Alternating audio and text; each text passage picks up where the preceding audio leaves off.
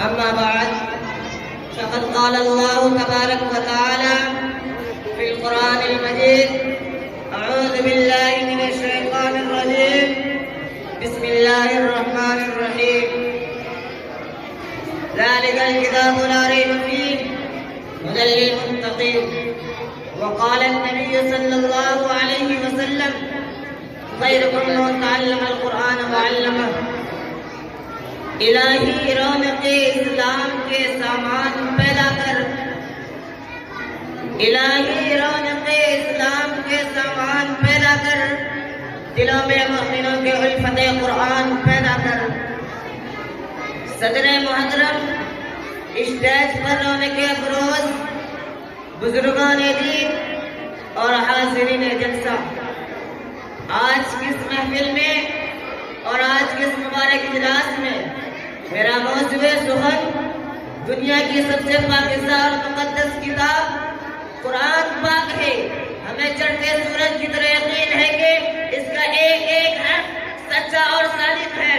وہ قرآن پاک جس کی زبان مقدس، بیان مقدس اور جو فصاحت و بلاغت کے ڈھاڑے مارتا سمندر ہے، جس کے متعلق ارشاد ربانی ہے، قرآن میں کتاب ہے جس کے صادق اور برحق ہونے میں کوئی شک و شبہ نہیں، جس کے بارے میں محسن انسانیت حضور پاک صلی اللہ علیہ وسلم نے ارشاد فرمایا: تم میں سب سے بہتر شخص وہ ہے جو قرآن سیکھے اور سکھائے۔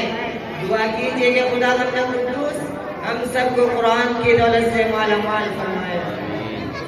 نوجوان دوستو، قرآن پاک رب ذوالجلال کی طرف سے عطا کردہ کا حسین تحفہ ہے، جس نے 23 برس کی قلیل مدت میں پورے عالم میں انقلاب برپا کر دیا۔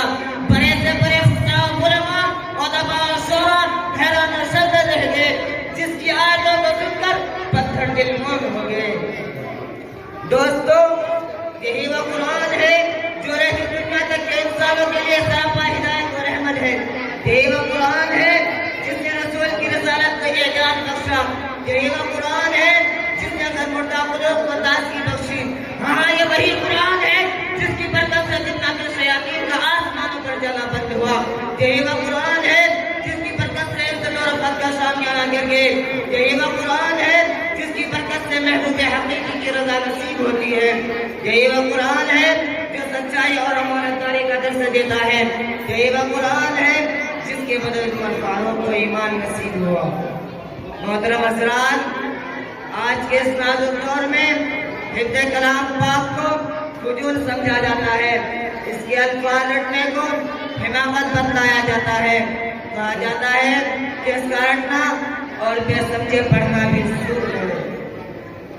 افسوس سر افسوس، اس قرآن پاک کے بارے میں ہمارا یہ خیال، جس کے بارے میں شہنشاہ مدح جناب محمد رسول اللہ صلی اللہ علیہ وسلم نے ارشاد فرمایا: اقرأ وارتقب ورتل كما ترتل في الدنيا فإن منزلك عند آخر آية تقرأها۔ قیامت کے دن حافظ قرآن سے کہا جائے گا: قرآن پڑھتا جا اور جنت کے درجوں میں چڑھتا جا، اور ٹھہر ٹھہر کر پڑھ جیسا کہ دنیا میں ٹھہر ٹھہر کر پڑھا کرتا تھا۔ بس تیرا مقام اور ٹھکانہ وہی ہے جہاں آخری آیت پر پہنچے۔ یاد رکھو، یہ قرآن دنیا کی سب سے بڑی نعمت ہے۔ یہ زمین و آسمان، چاند و سورج، ستارے کوئی اس نعمت کا مقابلہ نہیں کر سکتے۔ یہ قرآن رب کائنات کا مقدس اور عظیم کلام ہے، اور کیوں نہ ہو جبکہ اس کا اتارنے والا امین، جس کے ذریعے اتارا گیا وہ بھی امین، جس ذات پر نازل ہوا وہ بھی امین، جس مقام پر نازل ہوا وہ بھی امین، جس مہینے میں نازل ہوا تمام مہینوں سے افضل، جس رات میں نازل ہوا 1000 مہینوں سے بہتر۔ حضرات، قیامت کا میدان ہوگا اور ایسے 10 آدمی جس کے لیے جہنم حاضر ہو چکی ہوگی۔ حافظ قرآن اپنے رب کے بارگاہ میں سفارش کرے گا، پروردگار عالم اس کی سفارش قبول کرے گا، ان کو اس حافظ قرآن کی برکت سے نجات عطا ہوگی۔ مسلمانوں، قرآن کریم و عظیم برکت اور سعادت ہے جو روح خداوندی، معدن حیات اور شخص میں زندگی ہے۔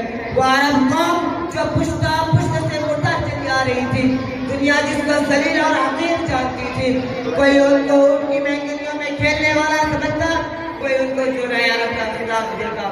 کوئی ان کو جاہل مکہ کہتا، لیکن جب قرآن آیا تو جن کا نام جوہل عرب تھا صحابہ اکرام ہو گیا، جن کو نفرت سے یاد کیا جاتا تھا ان کو رضی اللہ عنہ و رضوان کا اعزاز ملا۔ جس زمانہ کا نام جاہلیت تھا اس کا نام خیر القرون ہو گیا۔